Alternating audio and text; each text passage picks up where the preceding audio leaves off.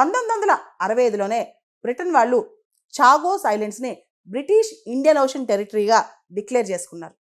1968లో మారిషస్కి independence వచ్చిందనమాట. అంటే Mauritius ఐలాండ్స్లో Chagos islands కూడా యాక్చువల్గా ఒక భాగం.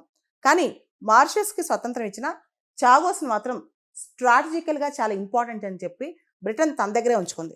అయితే ఈ చాగోస్ ఐలాండ్స్లో డిగో గార్షియా ఈ దీవులు చాలా కీలకం బ్రిటన్కి, అమెరికాకి. దీనిలో ఒక నేవల్ మిలిటరీ బేస్ ఉంది. ఇది బ్రిటన్కి, అమెరికాకి చాలా కీలకమైన ప్రదేశం అనమాట. చాలా పైవోటల్ రోల్. చాగోస్ ఐలాండ్స్ని మారిషస్కి ఇచ్చేస్తూ బ్రిటన్ పూర్తి స్థాయిలో డిగో గార్షియాని ఇవ్వాల. ఇన్ రిటర్న్ 99 సంవత్సరాలకి డిగో గార్షియా ఏదైతే వాళ్ళ నేవల్ బేస్ ఉందో అది చాలా కీలకం కాబట్టి 99 ఇయర్స్కి లీజ్ తీసుకుంది. పర్ ఇయర్ 101 మిలియన్ పౌండ్స్ కడుతూ 99 ఇయర్స్ లీజ్ తీసుకుందనమాట. అంటే వచ్చే ఒక సెంచరీ పాటు కూడా డిగో గార్షియా అనేది ఇంకా బ్రిటన్ చేతిలోనే ఉంటుంది. ఎందుకంటే ఇండియన్ ఓషన్లో ఆ ప్రాంతం చాలా కీలకం.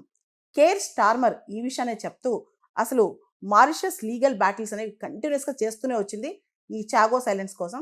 కానీ ఈ డీల్ కూడా మనకి మంచిదే. ఎందుకంటే చాగోస్ ఐలాండ్స్ కానీ ఈ చుట్టుపక్కల ప్రాంతాల్లో మారిషస్లో కానీ ఫారెన్ మిలిటరీ వచ్చినా, ఫారెన్ నేవీ వచ్చినా ఆ మారిషస్ ఐలాండ్స్ యాక్సెస్ అనేది ఇంకా కూడా మన చేతిలోనే ఉంది అని చెప్పింది. అయితే ఈ మొత్తం డీల్ సైన్ అయిపోయింది. చాగోస్ ఐలాండ్స్ సోవరెనిటీ కూడా మారిషస్కి ఇచ్చేశారు.